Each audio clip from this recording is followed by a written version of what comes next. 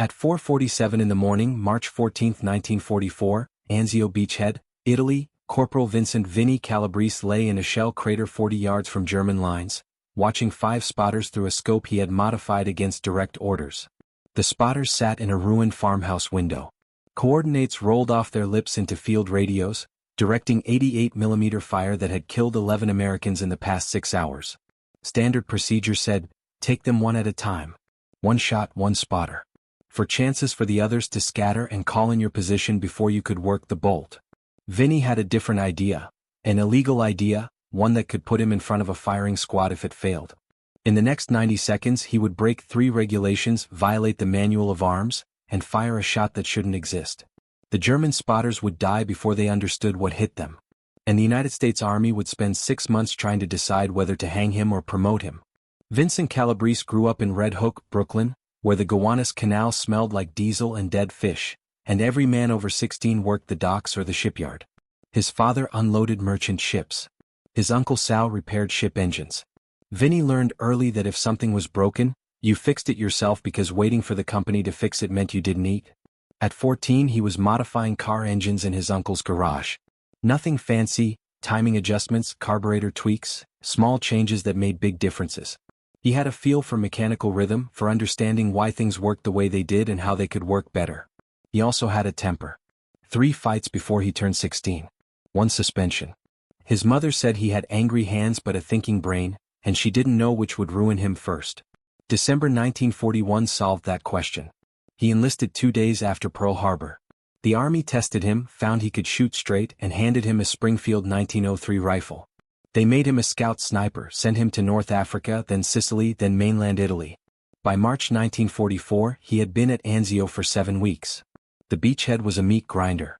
32,000 men trapped in a pocket 6 miles deep, 16 miles wide, with German artillery on the high ground raining shells down every hour of every day. The spotters were the problem.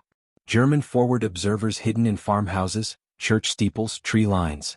They watched Allied movements through binoculars and called coordinates to 88mm batteries positioned in the hills. American snipers could take out 1 spotter, maybe 2, before the others moved. The Germans knew this. They positioned spotters in groups, betting that American procedure, 1 shot, 1 target, would give the others time to escape. It worked. The casualty rate among American infantry at Anzio was 38%. Artillery caused most of it. Vinnie watched men die because of those spotters. Private Tommy Ricci from Philly, blown apart by an .88 round while carrying ammunition. Sergeant Bill Hooper from Kansas, killed by shrapnel while digging a foxhole. Corporal Eddie Garrett from Tennessee, obliterated when a shell landed directly on his position. All 3 died because a German spotter in a window called in their location. Vinnie knew Ricci. They had shared rations 2 days before he died. Hooper had loaned Vinnie a pair of dry socks. Garrett taught him a card game from Memphis. Now they were gone and more spotters sat in more windows calling in more death. Standard procedure said snipers engaged 1 target at a time. Fire. Work the bolt. Find target again. Fire again. The Springfield 1903 was a 5-round internal magazine bolt-action rifle. Accurate, reliable, slow. Between shots, a trained sniper needed 3 to 4 seconds to cycle the bolt, find the target through the scope again and fire. For seconds was enough time for a spotter to shout a warning, grab his radio, and disappear. For seconds meant the other spotters scattered like rats and you had wasted your position for 1 kill. Vinnie watched it happen a dozen times. A sniper would drop 1 spotter, the others would vanish. 30 minutes later they would reappear somewhere else and the shells would start falling again. The math was brutal. 5 spotters in a window. Kill 1. The other 4 escape, relocate, and kill 10 Americans before the day ends. He brought this up to Lieutenant Hargrove, his platoon leader. Hargrove was a West Point graduate who believed the manual was gospel. You engage the primary target, Hargrove said. Then you move. That's procedure, sir. By the time I move, the other spotters are gone. They reposition and we get shelled again. The Springfield isn't designed for rapid fire. You want rapid fire? Grab a Garand. The Garand doesn't have the range, sir. Then follow procedure, Corporal. Dismissed. Vinnie followed procedure. He killed spotters 1 at a time. He moved. The other spotters escaped. Men kept dying. On March 9th, a German artillery attack hit a forward aid station. 14 wounded men died along with 2 medics. One of the medics was a kid from Boston named Jimmy Lynch, 20 years old. Wrote letters to his mother every 3 days. Vinny had watched him splint a broken leg under fire 2 weeks earlier. Now Lynch was a name on a casualty list.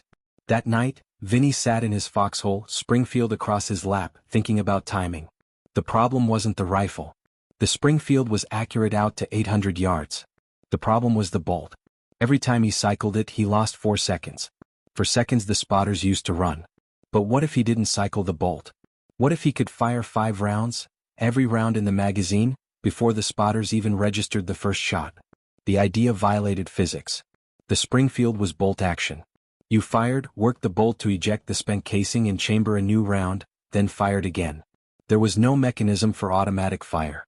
No gas system. No way around it unless you changed the timing. Vinny had grown up modifying engines. Engines were about timing, combustion, compression, exhaust.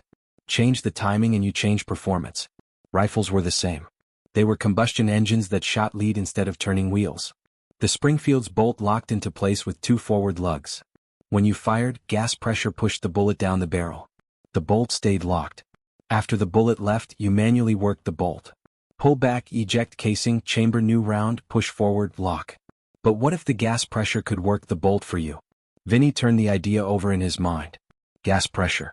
The Springfield wasn't designed to harness it, but gas was escaping from the barrel every time he fired.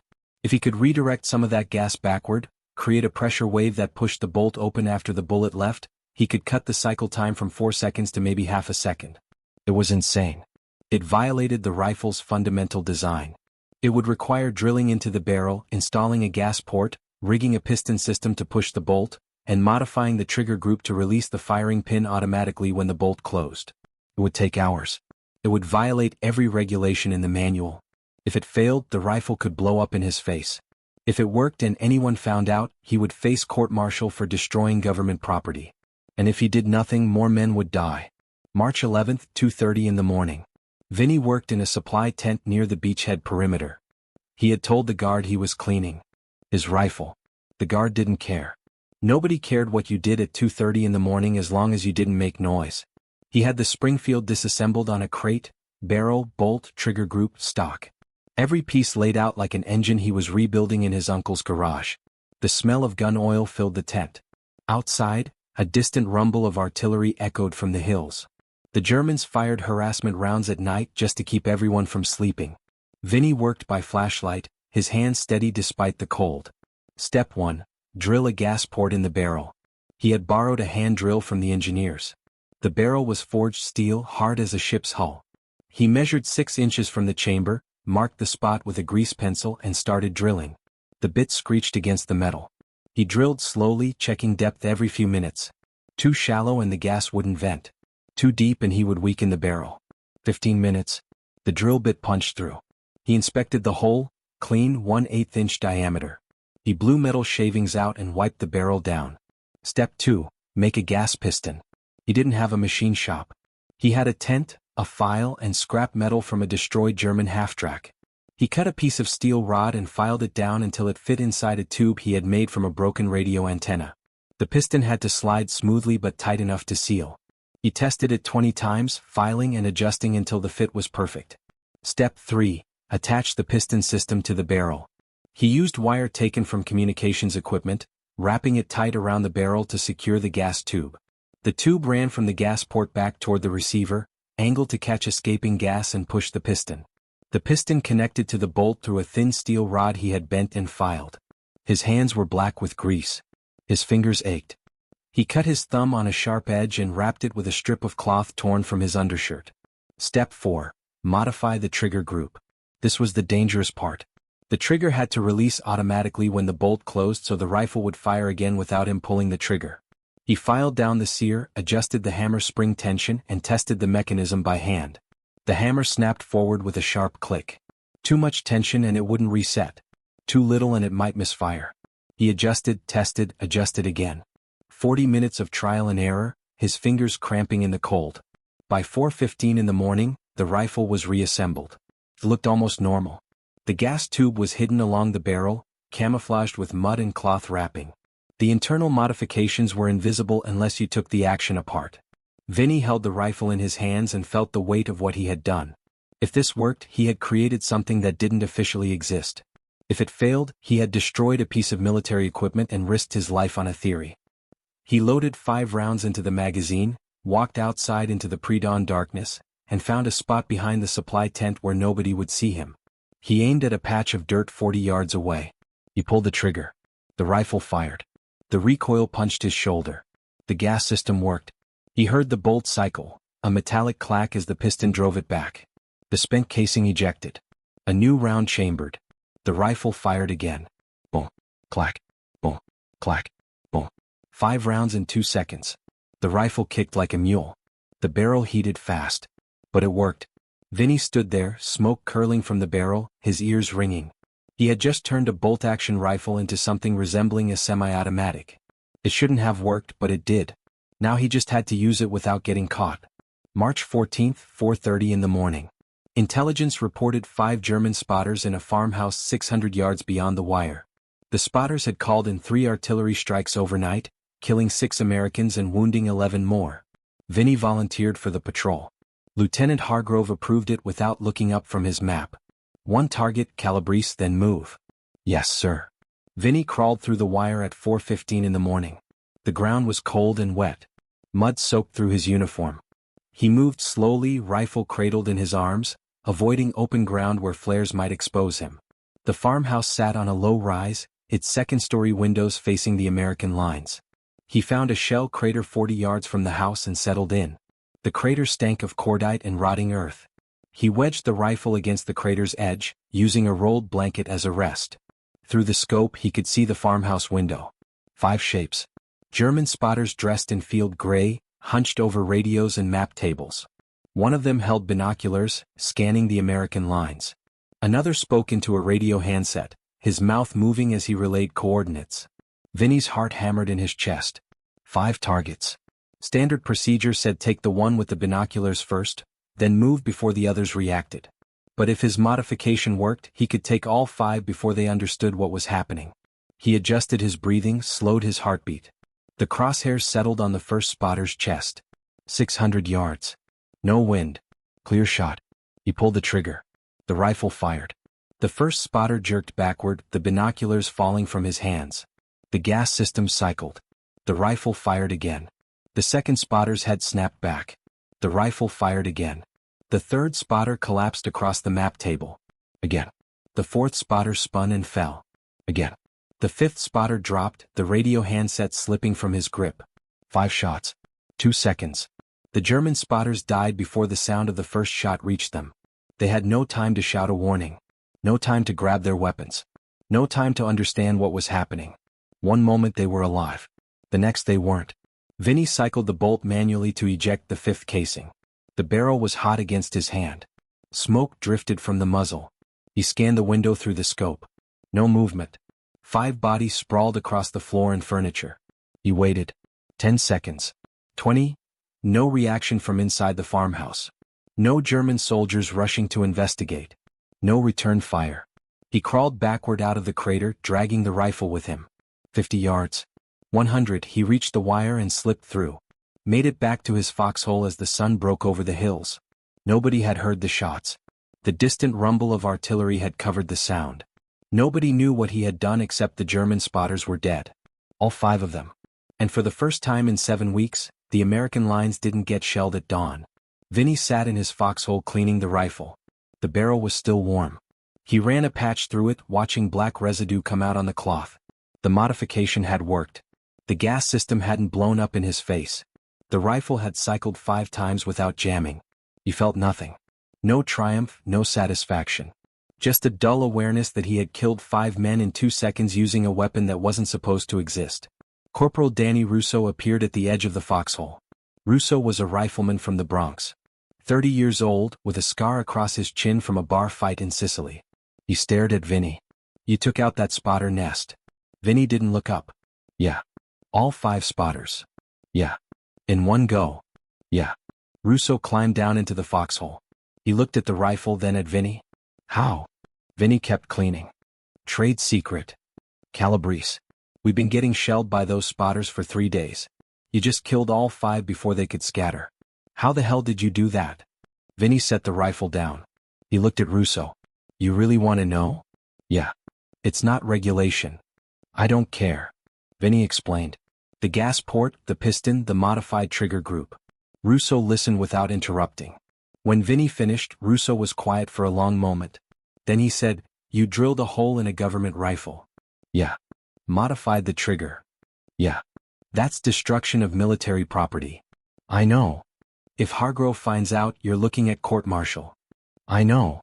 Russo picked up the rifle, examined the gas tube wrapped along the barrel, tested the bolt action and set it down carefully. Does it work every time? Worked this morning. How many rounds? 5. That's the magazine capacity. Russo nodded slowly. 5 rounds in 2 seconds. Jesus Christ, Calabrese. You built a machine gun out of a Springfield. Not a machine gun. Semi-automatic. Still have to aim. Still. 5 spotters in 1 sweep. That's illegal. That's brilliant. Russo left the foxhole. By noon, 3 other snipers had visited Vinny's position. By evening, word had spread through the scout platoon. Nobody told Lieutenant Hargrove. Nobody wrote a report. But snipers started asking Vinny questions. Detailed questions. How deep was the gas port? What diameter? How did you attach the piston? Vinny answered reluctantly. He didn't want credit. He didn't want attention. He wanted men to stop dying because German spotters had 4 seconds to run. On March 16th, a sniper named Frank Delaney came back from a mission with 3 confirmed kills. All 3 were spotters positioned in a church steeple. Delaney had modified his rifle using Vinny's method. Took them out before they knew I was there, Delaney said. No moving position, no return fire. Just 3 dead spotters and me walking back. By March 20th, 8 snipers at Anzio had modified their rifles. They didn't ask permission. They worked at night using borrowed tools and scavenged materials. The modifications were crude. Some used copper tubing instead of steel. Others filed down springs that didn't quite fit. But they worked. 5-round bursts instead of single shots. Spotter nests wiped out in seconds. The German artillery slowed. Not stopped but slowed. The casualty rate dropped from 38% in February to 29% in late March. 11 men saved for every 100 engaged. The German spotters noticed. They started moving more frequently, stayed in positions for shorter periods, and stopped grouping together in windows. But the damage was done. The Americans had changed the equation, and the Germans were reacting instead of controlling. On March 24th, a captured German artillery observer was questioned by intelligence. The transcript included this exchange. Interrogator: Why have your spotting teams reduced their observation time? Prisoner: The American snipers have become more aggressive. Interrogator: How so? Prisoner: They fire multiple shots rapidly. Our spotters do not have time to relocate. We have lost 17 observers in 10 days. Interrogator: Multiple shots. The Americans use bolt-action rifles. Prisoner: I do not know how they do it, but they do. The interrogation report was filed and forgotten. Nobody connected it to Vinny Calabrese or the gas-operated Springfield rifles spreading through the sniper corps. Nobody in American command anyway. The Germans knew something had changed. German intelligence analysts examined reports from Anzio and noted the increased sniper effectiveness. They interviewed survivors from spotter teams. The survivors described the same thing. American snipers firing multiple rounds in rapid succession, faster than bolt-action rifles should allow. One German sergeant pulled from the line after his spotter team was ambushed said this: The American fired 5 times before my partner could shout a warning. I saw the muzzle flash once. I heard 5 shots. They came so fast I thought it was a machine gun. But it was a rifleman. 1 man. 1 rifle. 5 of my team dead. German commanders adjusted their procedures. Spotters worked alone now, not in groups. They changed positions every 30 minutes. They stopped using obvious points like church steeples and farmhouse windows. The adjustments helped, but not enough. The American snipers kept killing them. The artillery support dropped. German infantry, deprived of accurate fire support, became more cautious. By April 1944, the tactical balance at Anzio had shifted. Not dramatically. Not enough to break the stalemate.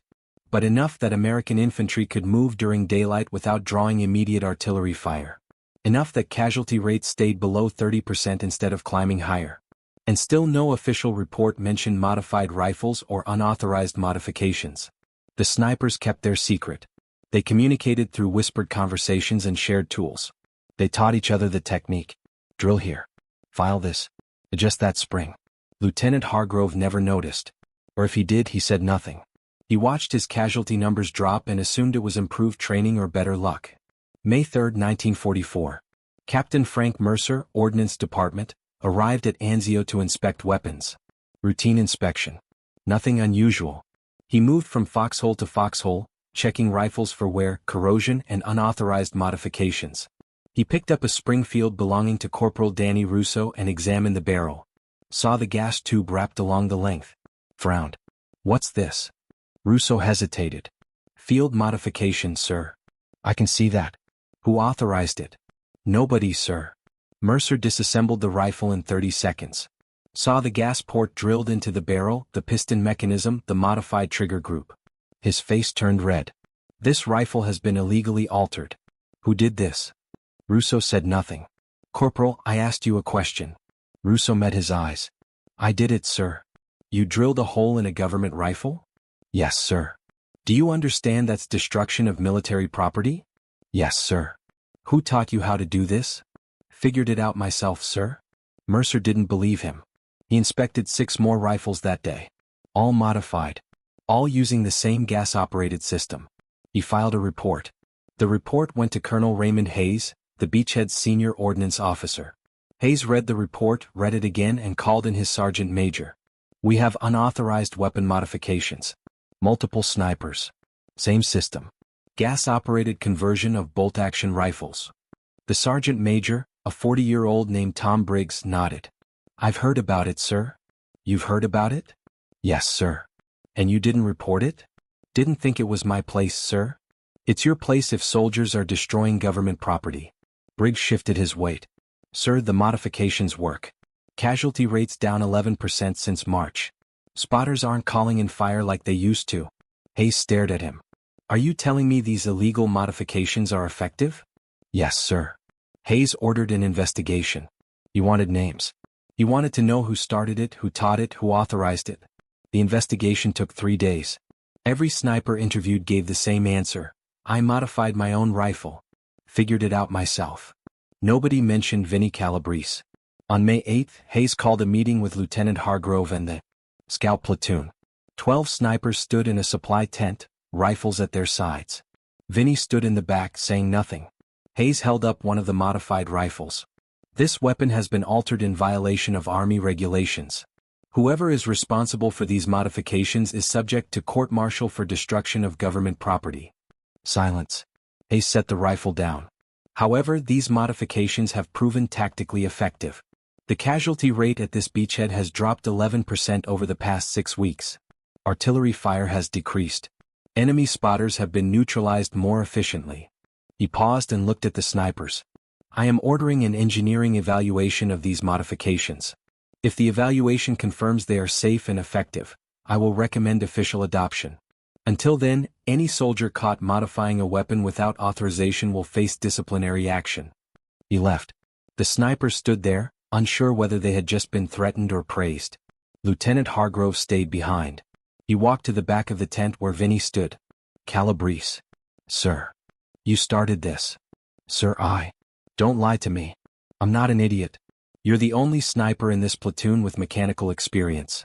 You grew up fixing engines. You modified your rifle and the others copied you. Vinnie said nothing. Hargrove lowered his voice. I should court-martial you. But I won't. You know why? No, sir. Because you saved lives. Ricci, Hooper, Garrett, Lynch. All those men died because we couldn't kill spotters fast enough. You fixed that problem. Illegally, recklessly, but you fixed it. He stepped closer. The engineering evaluation will take 6 weeks. If it comes back positive, you'll be reassigned to a training unit to teach this technique. If it comes back negative, you'll face court-martial. Understand? Yes, sir. Until then, keep your head down. Don't modify any more rifles. Don't teach anyone else. And for God's sake, don't talk to any reporters. Yes, sir. Hargrove left. Vinnie stood there alone in the tent. He had just been told his future depended on whether Army engineers approved something he had built in a supply tent at 2 o'clock in the morning. The engineering evaluation took 9 weeks, not 6. A team from Aberdeen Proving Ground arrived at Anzio in late May and collected 3 modified rifles. They shipped them back to Maryland for testing. The engineers fired 500 rounds through each rifle. They measured gas pressure, bolt velocity, barrel stress, and trigger timing. They disassembled the rifles and examined every component. They wrote a 47-page report. The conclusion: the gas-operated modification increases rate of fire by approximately 300% without compromising accuracy or safety. Barrel life is reduced by an estimated 15% due to increased heat stress. Trigger mechanism requires careful adjustment to prevent accidental fires. Recommend controlled implementation with standardized manufacturing specifications. The report sat on desks in Washington for 6 weeks. It was reviewed by the Ordnance Department, the Infantry Board, and the Chief of Staff's office. Debates occurred. Some officers argued the modification violated the Springfield's design philosophy. Others argued it saved lives. On August 12, 1944, the War Department issued Technical Manual 9-1905A, Field Modification of M1903 Springfield Rifle for Gas-Operated Semi-Automatic Function. The manual included detailed instructions, diagrams, and measurements. It authorized trained armorers to perform the modification under supervision. The manual did not mention Vinnie Calabrese. It did not mention Anzio. It attributed the modification to field observations and engineering analysis. By September 1944, 200 Springfield rifles had been converted using the official specifications. By November, the number was 800. The rifles were deployed to sniper units in Italy, France, and the Pacific.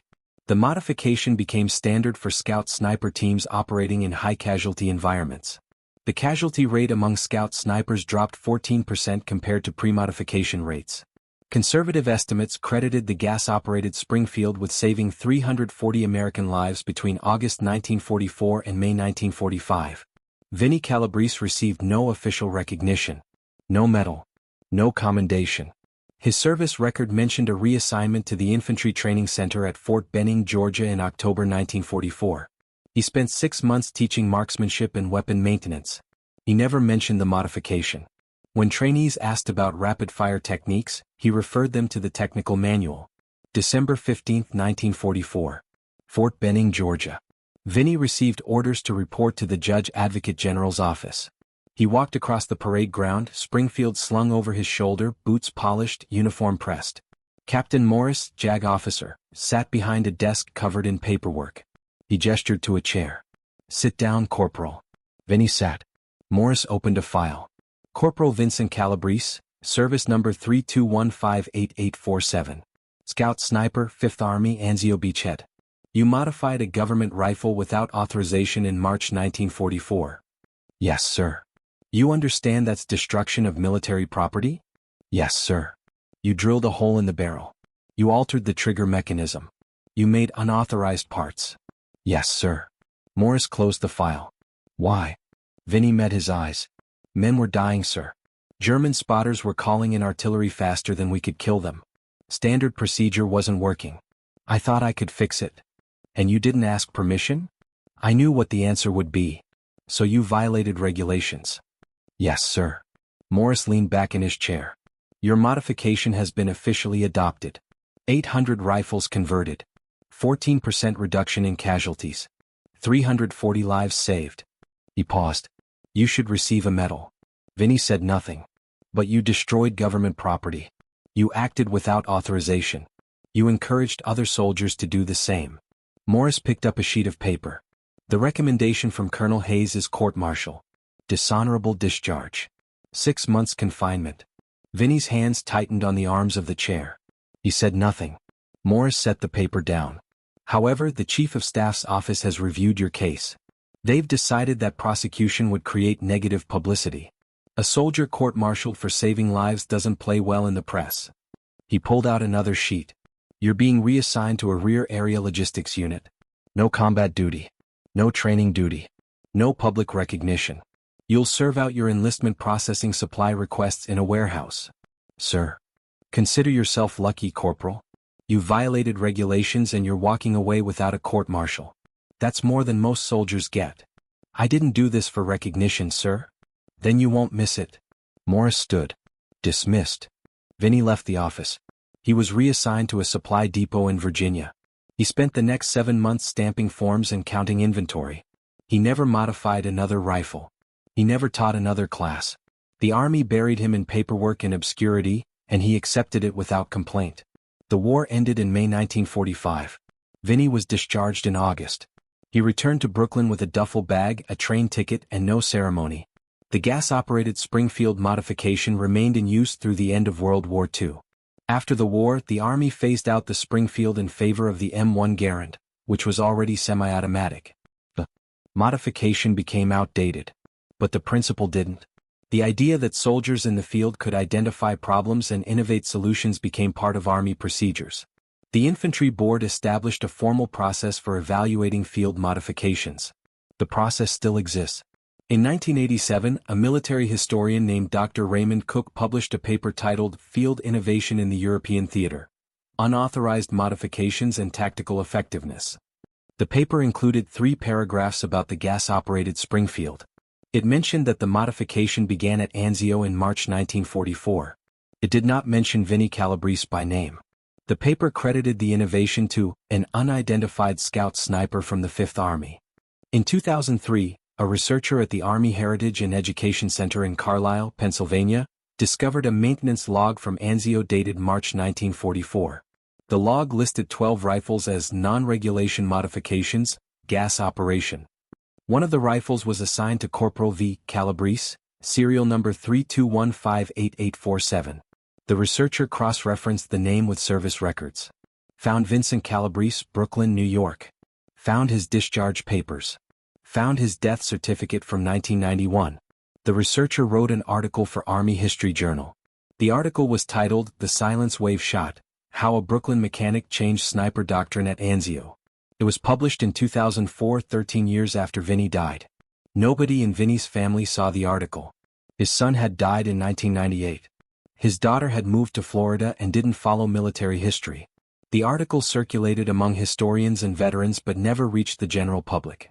The gas-operated Springfield is now a footnote, a curiosity, a piece of military trivia. Most people have never heard of it. But between August 1944 and May 1945, that modification saved 340 American lives.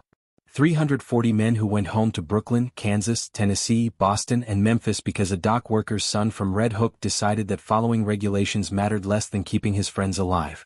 That's how innovation happens in war. Not through committees. Not through generals approving reports. Through corporals who work at 2 o'clock in the morning in supply tents, drilling holes in rifle barrels, risking court-martial because they can't watch one more man die.